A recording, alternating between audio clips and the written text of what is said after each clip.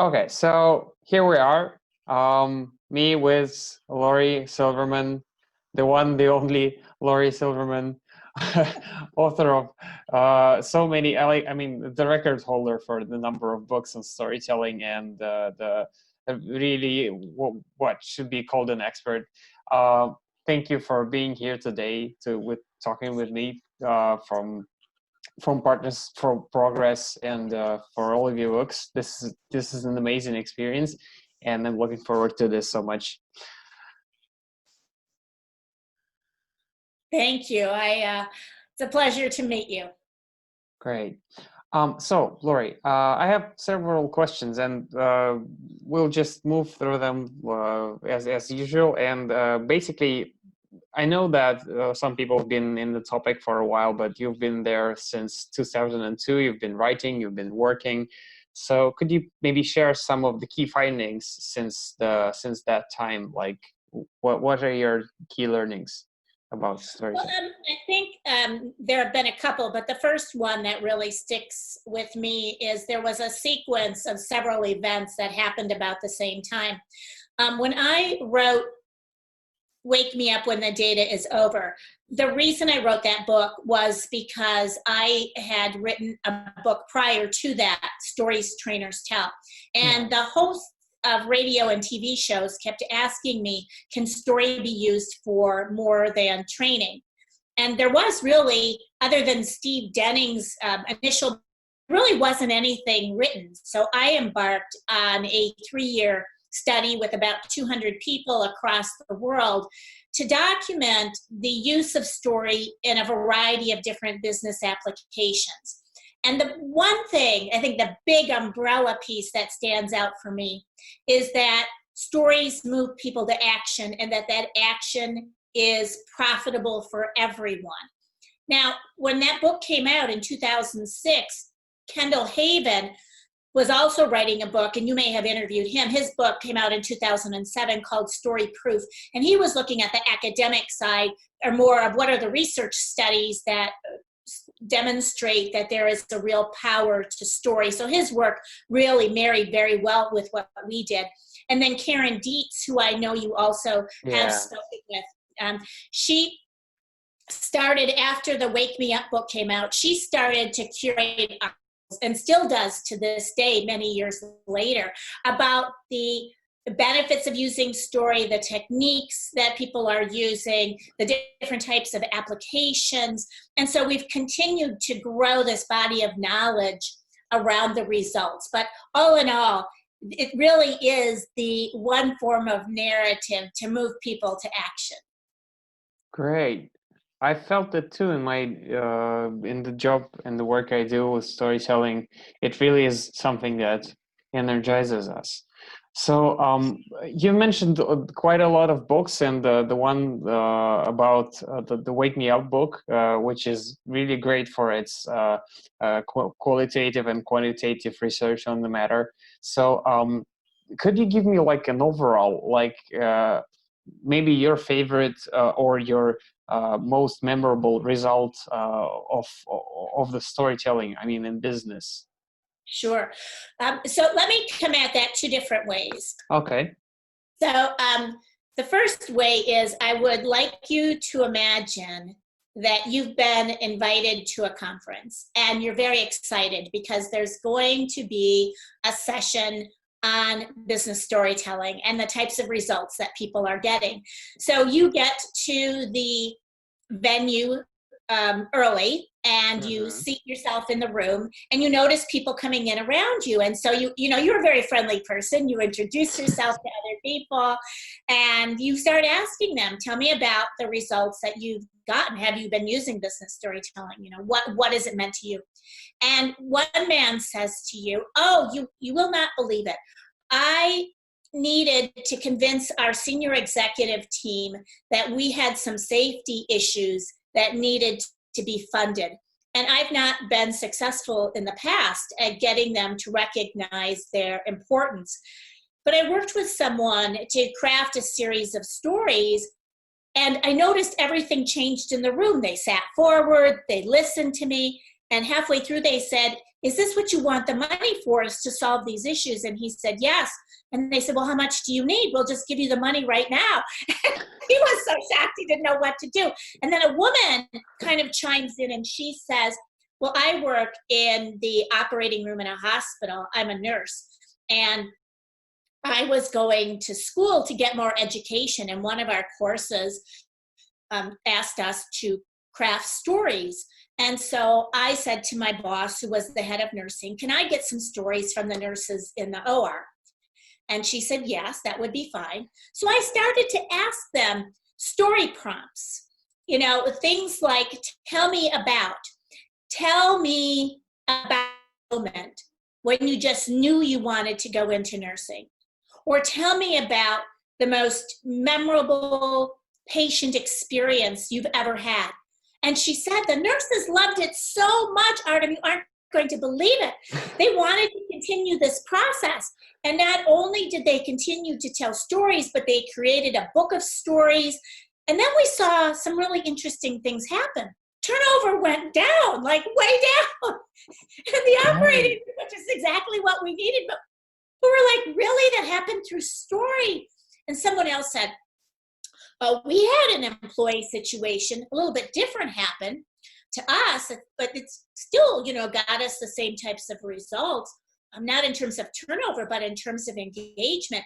We had a CEO, and he learned through an employee survey that many of us across the world understand our 3 top business objectives or our strategic goals for the next few years. And he was not very happy with it. Yeah. So some folks came to him and they said, "Hey, what if every month we collected 2 stories for each of our 3 strategic goals, and then you tape them onto a voice message for people all over the world. They could hear you live, or they could repeat it over and over again to get the messages." And he's like, "How is that going to help me?" And they said, "Just trust me. Just trust me. Let's see what happens." So he starts to tape record the messages once a month, 6 stories. Okay. And then he starts getting people sending him stories. And one day he gets a story from someone in a far off location, a very small office. And the person says, "I know that we have been trying for all the years we've been in business to win business against a competitor, and we have never been successful. But guess what? I've been successful, and I've gotten us a piece of business, and we won over this competitor." And the CEO said to himself, "I need to tell that story." So he did, all over the world. And then he said to his people, "Get me more just like that. Let's find a way to beat this competitor." And people started to call the individual who had won this business. They helped to kind of mirror what he had done, and they got more business, and the competitor never knew what happened. And you're sitting there and you're thinking to yourself, isn't this amazing? What I really need to do is to be a pioneer and to persevere. Because if I'm a pioneer and I persevere like all of you, the results are startling. So that's one way we could talk about the results, right? We could tell about all these wonderful experiences people had. Or I could do the following, and I want you to tell me which one you like. I could read to you the results that we found in the book. And by the way, these aren't in the book. These are in an article called The 5 Sides of Story, which you can get on my website. I never put them into the book, and don't ask me why, but this is a summary. Sometimes you kind of don't think through things. But this is a summary of what we learned across more than 80 companies. And that is that 36% have experienced positive financial impact to the bottom line through increased growth, profitability, and increased funding. 18% have noticed that story use has moved them closer to furthering specific organizational goals. Okay. Another 17% have reported increased levels of engagement between people in the organization and more teamwork. Another 17% are able to show a positive impact on the amount and type of customer feedback or improve customer satisfaction. And I could keep going on. Which do you prefer? You want me to keep reading? Well, nah, you know, actually, I was looking for statistics beforehand, but the stories are like, come on. They're way more engaging. Well, and I I mean, think, right? Go on, I'm sorry. I mean, the top managers would really prefer the second type of info on the paper, but you know, like we're not the paper. And I'm thinking, like, could I come over to my CEO and tell him something like the first stuff you told me, and he would engage into that. Do you think you would engage? Into the first stuff, not into the numbers. I mean, Yes, if we come. exactly. Yeah, well, but we have been taught through school to believe that it's the second way that Yeah, gets us results. And I think that that's a really key message to me, is that you can't sell business leaders on storytelling. You really have to demonstrate through your own narrative, through what you choose to share with them. And the more they hear it, you find the more they start to do the same thing. And that's true for everyone who hears a story. It's unfortunate, isn't it, that we are born with the capacity to tell a story. I tell people, and I think you have a young child, I tell people, watch children on a playground playing. They all talk in story form. And my question is, when does that leave us? And why does that leave us? yeah. This is so painful to watch because it's so natural, but we get over it somehow. We need to get back to that. That's a noble goal.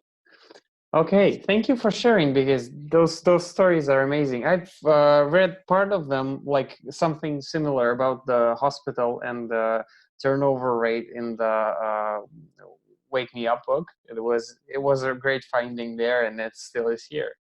But you said that there are actually two findings, two learnings.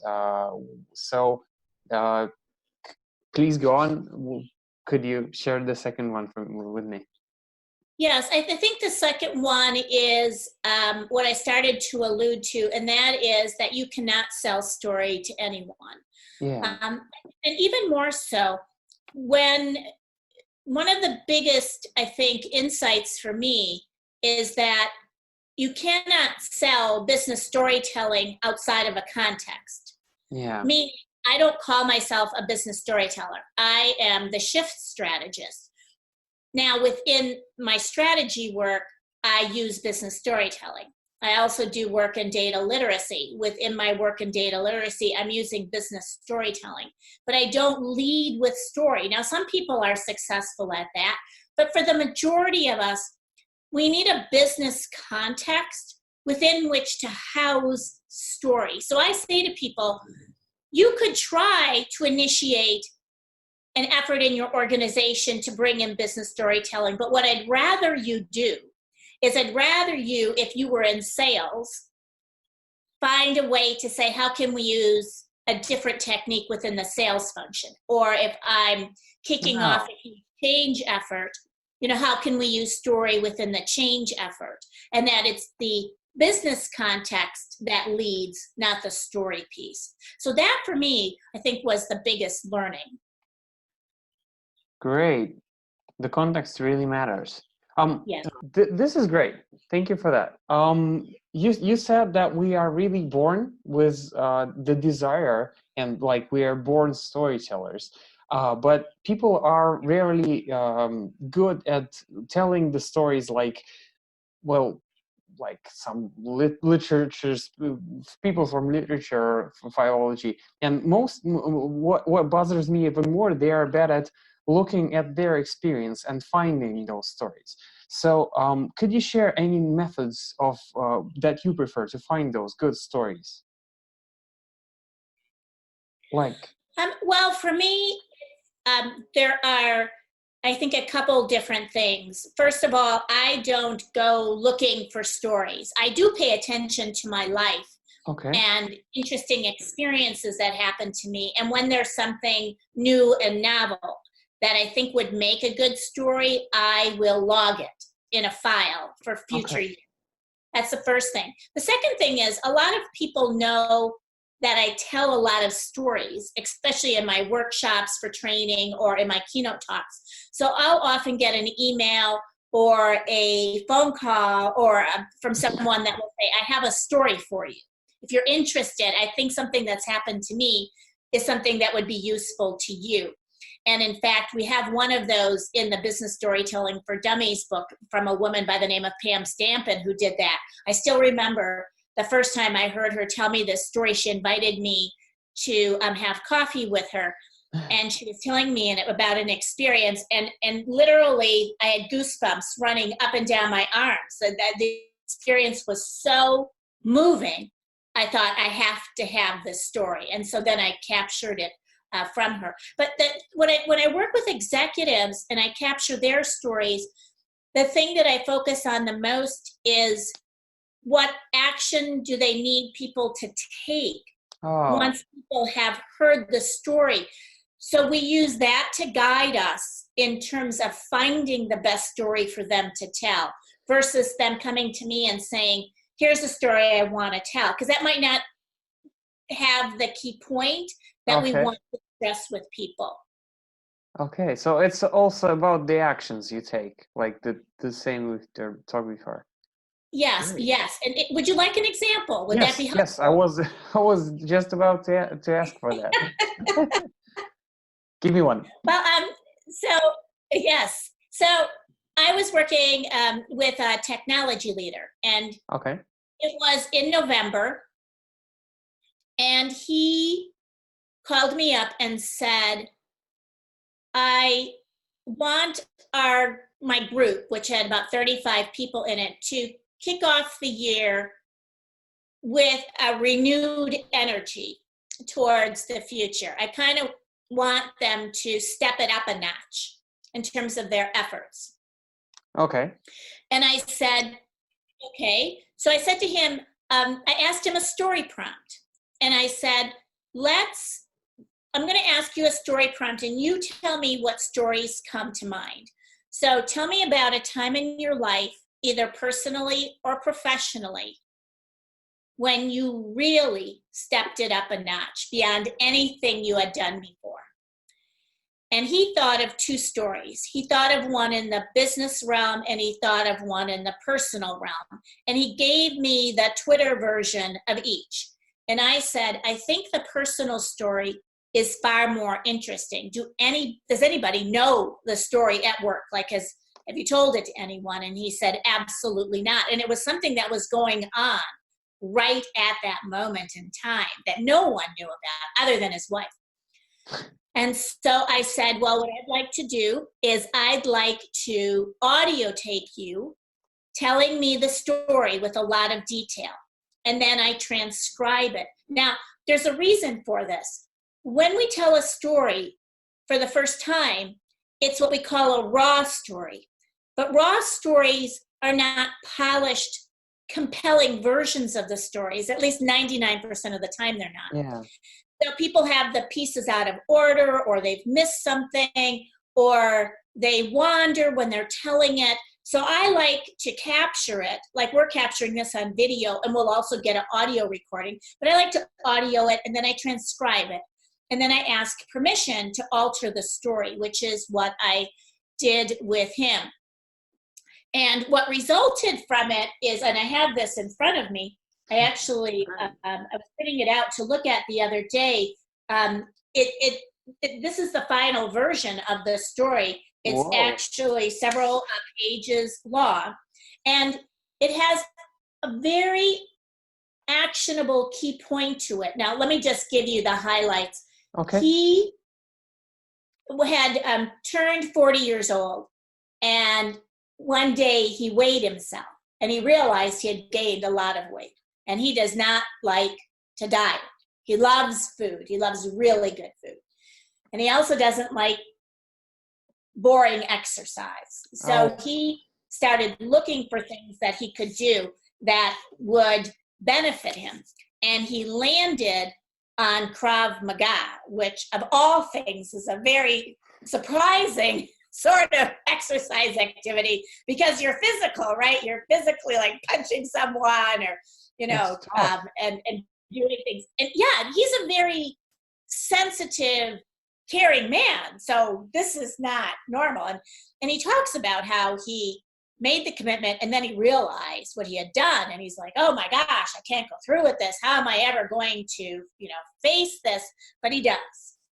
He goes to his first class and he continues for many months. And the message to his people is a 3-part key point. He says you have to commit, you have to admit, and you have to follow through. You have to commit to doing something different. You have to admit your fears, and then you just need to keep on doing what you're doing. And when he was finished sharing, this story with all of his employees, we debriefed it. I asked people, what meaning are you getting from this? How does it apply to you? And one person in the room looked at him and they said, oh, our performance reviews are next week. Are you saying that you would like us to think about something that we could commit to, that we might have some fears around, but we're willing to follow through with? And he said, yes, absolutely. That is what I'm asking you to do. And so it was the perfect story, for his group to hear, and was much more specific and actionable than just saying, hey, step it up a notch. Great. And it's also in the context. So yes. It combines all those stuff. Great. That's a good example. Yes. Lori, we've talked for a little bit about the leaders, how we help them tell stories with story prompts and other stuff. But there's an issue I would like to point out. How do we help the employees? Because what if they are afraid, or they think they don't have any good stories? Are there any ways to help them? Both of those are important points for us to talk about. The first is that when you tell a personal story, you make yourself vulnerable, right, to other people, just like this business leader I described. And so you have to provide a safe way for people to share stories, what's called psychological safety. We have to make it okay for people to want to share and to become vulnerable. And if you don't have trust and you don't have a trusting relationship, it's going to be very difficult for people to want to confide stories in you. Yeah. Now, you can have people tell stories that relate back to organizational pieces, which sometimes make it a little bit easier. So an example I have is I was working with a group and they were merging with another group of people. Okay. And the first group had behavioral expectations, or what you might call values, around the way that they operated. The second group did not. Okay. And instead of just sitting people down in a room and saying, here's the list, here are the definitions, read these things, what they did was they engaged in something called a story circle. Okay. So they took people who were new and they partnered them with people who had been in the group, and they partnered them in groups of 2. And then they changed the groups of 2 for each of the behavioral expectations. But let me give you an example of what they did. Okay. So, for example, one of the core tenets of the way they work is to support each other. So let's say that I was the person who had worked there a long time and you were new. What I would say to you as a story prompt, again, is tell me about a time when you offered help to someone at work and it really made a difference. Okay. So I'm not asking you to talk about your personal life. I'm asking you to talk about your work life. And so you'll go back in your mind and you'll say, when did I do something that really made a difference? Because I helped, I pitched in. And it might take you a minute or 2, and then you'll go, oh, I have a story. And then you will tell it to me.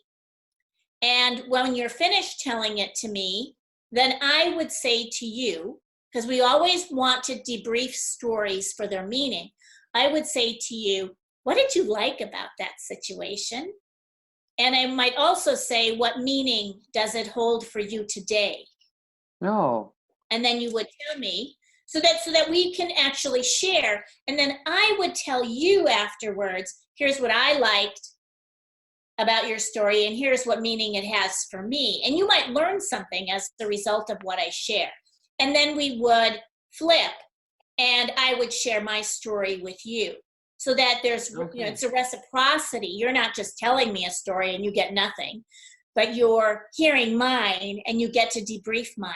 But when you do things like that, it helps to, in pairs, in small pairs, it helps people to get to know each other really well.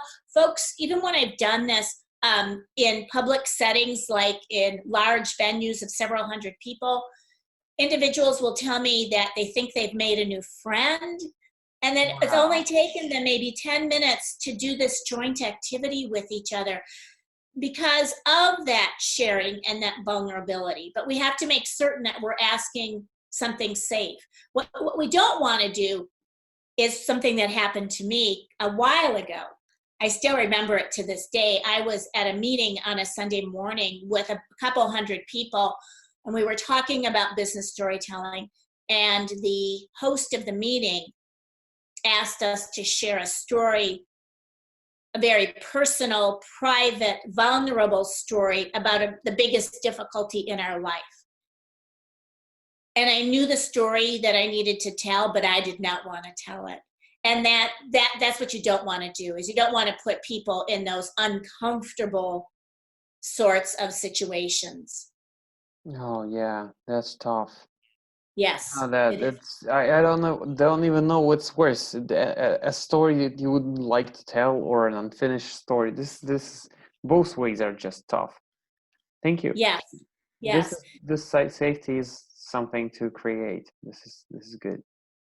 Yeah, there's Google did some research that was written up in the New York Times Magazine a couple years ago on what psychological safety really is all about. And now the author of that article also has a new book on the topic. So we're starting to talk more about it, which is why I think your question was so important. Yeah. Yeah, that would be good. I would like to read it sometime. Okay, so we've talked about the employees, the leaders, and I would like to shift to the next one of my list. And one of the stories I liked about from the Wake Me Up book was the story about Texaco when they shifted to a new brand identity, and there were stories that inspired the shift, of, like the airplane story, and the stories about the shift itself. But I know that you're doing the strategy planning, the strategic thinking work in the market. So basically, my question is, how can one use storytelling in the work that is connected to strategy? Can you give me some insights into that? Yeah, that's an excellent question. So allow me to use a client example as the context for talking with you about this. So I want you to imagine an organization of about 900,000 people.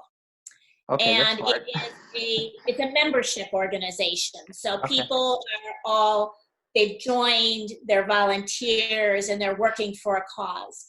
And this organization wanted to create a strategic plan. So in the front work that we did to help to figure out what strategies should we have for the future, we did something called scenario planning. So we looked at 4 different types of alternative futures. We stood about 15 years out in the future, learned about that year, and then we had a question that we answered in 4 different ways. The answers to those questions were written as stories. so that people could talk about a character and what their life was like and what sorts of challenges they were going through and the constraints that they had, and then we could learn from those. And then we compared and contrasted the 4 stories to say, now, none of these worlds may come true completely, but they're all plausible and they're all probable. So our strategies have to be able to encompass all 4 of them. So if we had strategies that could live and breathe no matter what happened, then those would be strategies we wouldn't change quickly if something had happened around the world. And so that was one way in which we use story. Another way in which we use story is once we decided on the 3 major, what we call breakthrough strategies for 5 years, we decided that we would bring together several hundred people to a 2-day meeting in a common location, and we would share with them our learnings.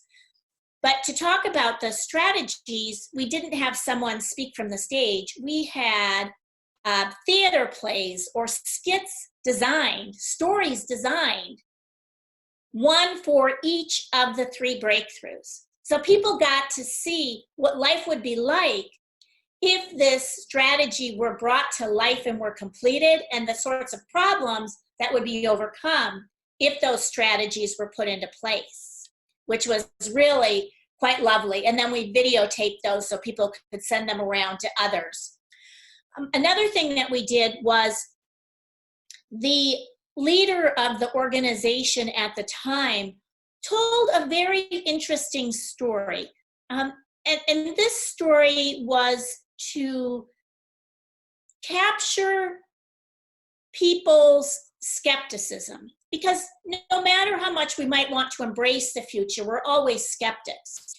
So she told a story that responded to the prompt that I asked her, which was, tell me about a time in your life when you really resisted making a change.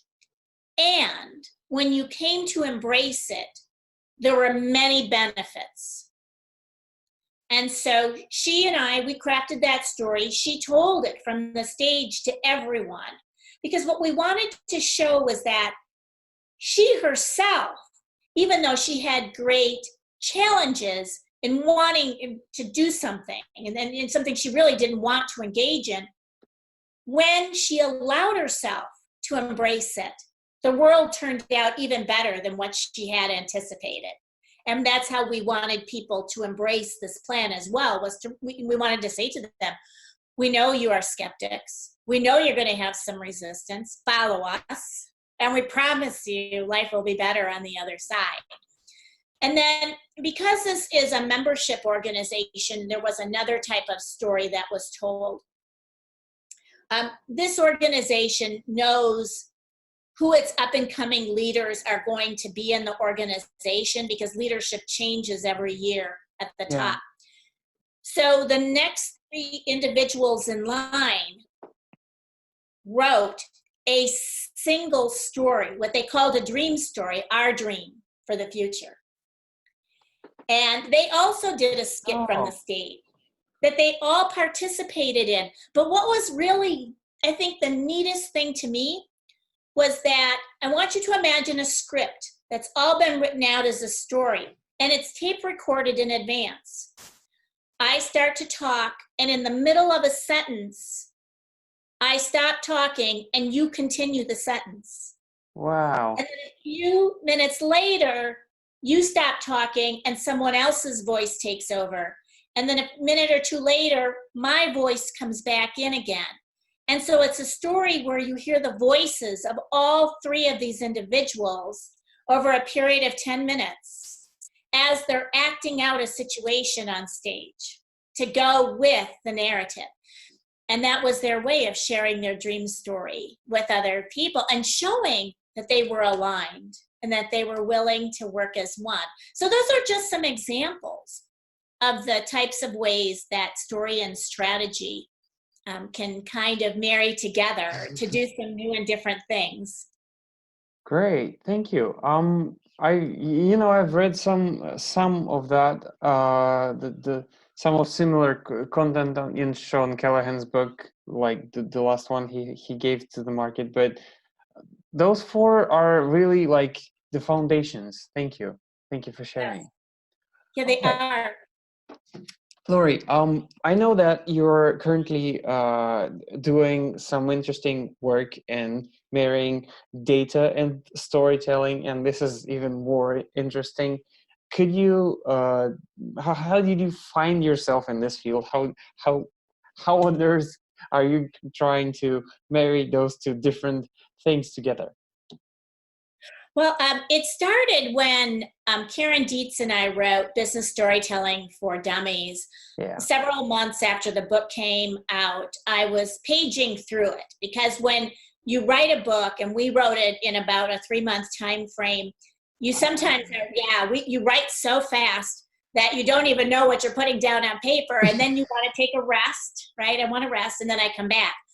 And I called her and I said, why do we have chapter 8 in the book? It was called What to Do with Data. And she said to me that she had been seeing articles in the data science community about the need to use story with data to more effectively communicate the results. Kind of like I did with you at the beginning of our time today, right? When I said, which would you rather hear? I can read you the statistics, or I can tell you some stories. Yeah. So I said to her, I'm going to spend some time with this. And I looked at all the books that had been written. And this was like 2014 timeframe, all the articles that had been written in the field. And I discovered that there were 3 gaps. Number one, to those of us who work in story, brain research is really important. One of the reasons people come to trust each other much more quickly and find that they have a closer relationship is because there's brain mirroring going on, where the parts of my brain that light up when I tell a story are the same as the parts of your brain that light up when you hear it. We don't understand how that happens. We just know that it happens. I say to people, it's kind of like the TV show that was famous many years ago called Star Trek. It's like this Vulcan mind meld, where we're melded together. But people in data don't understand brain research. And I've been working now for a couple of years to try to get them to understand it, and they still don't understand it. And they're becoming more familiar. But the second gap that I saw was that they didn't understand what an insight was from data. They would collect data, they'd get lots of observations of the data, and then they would say these observations are insights, and they aren't. An observation might just be something like, if I'm working in a retail environment, I noticed that a certain type of customer comes in our store twice a week, but never shows up on Sunday. Well, that's an interesting observation, but it doesn't tell me anything. It's not an insight. It doesn't lead me to action. And so I said to myself, I need to start figuring out what the academic community says insight is all about. And I needed to find a way to explain it in the data science community. In fact, I have to tell you, there was one article I found, there were 49 different definitions of insight in it. And I'm like, if you have that many definitions, how can you have agreement and know what it is, let alone measure it and its effectiveness? So that was big to me. But the third thing that I saw missing, and this is where I've really focused my work, is what we today call data-enabled or data-informed decision-making. Because so many people are focused on the data, I'm focused on moving people to action. Like, why would you want to have the data in the first place, right? If you're just going to collect data to collect it, then stop, because it's not worth anything. It has no value. So I really focus on what are the key decisions that need to be made, and then based on that, how do we go and get the right data? From that data, how do we ensure we have the insights that will help to guide us in terms of our decision making. And then once we make a decision about what to do with that data, then we have to deploy it to people to get them to take action and to do something different. And some people talk about that as adoption, but I say it's really all about the action itself. So this continuum of thinking from data to insight to decision to deployment to action, knowing that if we can get everybody in an organization to understand that process, we will benefit. However, the question now becomes, where does story fit in? So your question is such an important one. It fits in at the front end when we're trying to help business leaders tell us what it is that they need the data for. Yeah. And so we can oftentimes prompt them for stories so we can understand their mental model. We also need to know, have they already made a decision? Because, you know, intuition is a form of data. And if a leader's at the top of an organization, they got there for a reason. Their experiences led them there. They had successes. And so I kind of want to know before I walk into collecting data, what does your intuition tell you? Now, I don't do that because I want to confirm it. I just want to know. And I want to be aware of where you're coming from. The second place where story comes in is when we start talking about how do we move from observations to insights. And once I have insights, how do I communicate them to you? So I could have maybe a new knowledge insight. Maybe I learned something I didn't know before. Yeah. And I could either come to you and say, Artem, here's what I learned. Or I could say, Artem, do you remember back 3 years ago when we were working on this project together and these sorts of things started to happen, and you're going to go, oh yeah, and maybe you'll even start telling me the story. And then I might look at you and say, you know, I learned something about that situation. I was looking at the data and I learned something really new and different. And you might go, really? What is that? And then that engages us. So the story helps us kind of co-create what this insight is. And then we can figure out how we're going to communicate it to other people. The challenge we have right now in the data industry is that people think that a data visualization, a chart, a graph is a story. And you and I know it's not. That's not a story. No, it's not, but they're being told. There are technology companies who are saying to people that a data visualization is the story or part of the story. And the challenge we have is the brain doesn't like that. The brain actually turns off decision-making when it sees data and it moves to debate. And we don't want to go there because that's what causes us to stall out in decision-making. And so stories needed to get over that hump, but we have a lot of work to do, or I should say I have a lot of work to do to get people to recognize that we need narrative story instead. Great. And it's not a thing to do. Okay, so, wow. And we got back to the point of getting people to action, waking them up. Great. Yes, exactly. Would it be helpful to have an example of what I just talked about? Of course. I'd love it. So here's a very simple example. And the reason I'll tell you why I want to tell it as I'm going through it. So I want you to imagine a business leader. And this business leader comes to you, as she did to me, and she says, my employees need training in how to work with difficult people. Now, I have two choices at that moment. I can say to her, yes, what day do you want me to do the training? And then we go off and we do it.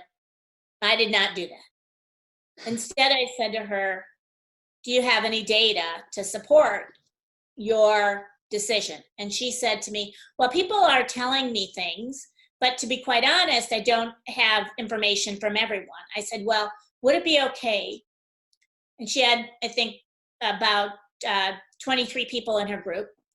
Would it be okay if I collected data from them? I said, what I'd like to do is I'd like to spend one-on-one time with each person, and I'm going to collect both quantitative data and qualitative data. And so I set up the process for doing that. Now, the quantitative data, the way I collected it was to get people to move. I had information on cards, and I had them move these cards around in different ways, and then I mapped what they did with the information that I gave them. Now, the reason I wanted to do that, and I could actually get numeric scores, was I wanted it to be a whole-brained activity. Because when it's a whole-brained activity, people they tell you things that they might not tell you verbally. Yeah. And then when it was finished, then I asked them 2 story prompts. Tell me about a time when you had the best experience of your life with someone else in the organization. And then the flip side of that, which was really getting at the difficult people piece, and this was the last thing that I asked, which was, tell me about a time when you encountered an extremely difficult person, probably the most difficult person you've ever met in the workplace. And then they told me that story. I took no notes during that latter piece, primarily because I didn't want to have the documentation for people to say, oh my gosh, you're going to take these notes out and you're going to say things and it's not going to be anonymous. But in my brain, I started to see a pattern. And the pattern was very, very, very clear. So I went to the leader, and then I had a choice. Do I tell her the results, right? Again, just like we talked about, to just give her like the numeric scores and here's what I think. And instead I decided to ask her for a story, because what I had learned was not going to be easy to tell her. It's a very, very sensitive situation. And so I said to her, I've worked with you for many years and you're going to be retiring soon. Right. But there's one thing I don't know about you. I said, as a leader, as you reflect back on all of your experiences, tell me about that one moment that stands out, that you say to yourself, boy, was I really blindsided. Okay. And so over a meal, she starts to tell me this story, and she stops halfway through it and she goes, you're about to share data with me that's going to blindside me, aren't you? I said, yeah, I am. She said, what's the story? And then I told her the story. And she just sat there and she couldn't even talk. And she said, does the quantitative data bear that out too? I said, yes, but not as strikingly as the oral data that was shared with me. So we married the 2 pieces together, and then we came up with, what's the game plan for how we're going to handle this. And she had to figure out for herself, what story was she going to tell the employees? What story was I going to share when I revealed all the results? Because my promise was I was going to tell all the employees the results. What do you do when you have a sensitive situation? That might actually cause someone to lose their job. We had a lot of different issues to deal with. And this is not unusual. I see this a lot with financial data, right? Where maybe I'm tracking financial data and I see something that's really sensitive, or I might be tracking consumer data and I see something that is going to cause great problems, but I can't, how do I share it? So it's the same sort of, experience about what do I do with that sensitive piece. Wow. That example really matters a lot. It became clearer. Thank you. You're welcome. I love how you're talking about storytelling in a matter of action and outcome, because this is something I really rarely see. And, just like talking about the outcome, the meaning of the story, it provokes us to be a better storyteller. So basically, we've reached our final destination, I would say. And thank you for coming on for all those questions and being here with me. This was really an insight, all of it. And Lori, could you give some contacts so that people could find your work and work you're doing right now and the books you're writing? Absolutely. People are welcome to link to me on LinkedIn. I have a profile, and please send an invite to connect. I would be happy to do so. And I'd love to hear your people's feedback on our time today and what they learned or what more they would like to learn. Second, the books are available on Amazon. And so if you have access to Amazon, then my encouragement is to go there to look at them. I also have two websites. One in particular that's on business storytelling, and that's www.business-storytelling.com. Okay. And people, there's lots and lots of free articles. There's some videotapes there. There are also videos on my LinkedIn page, as well as I have a YouTube channel. And then my firm's website is partnersforprogress.com. And there's other articles and information there on the work I do in strategy and organizational change. Great. Thank you for sharing. And I wish you all the best in your current endeavors. Let there be a lot of stories for you. Yes, I hope so, especially in the data realm, right? We got a lot of work to do. Yeah. I think you know that, and I know that. So as we proceed with data literacy, we really need to embody the narrative piece that you're so becoming so familiar with throughout all of your interviews. So what a gift you're giving to other people. Thank you. Thank you so much. Have a nice day. Thank you.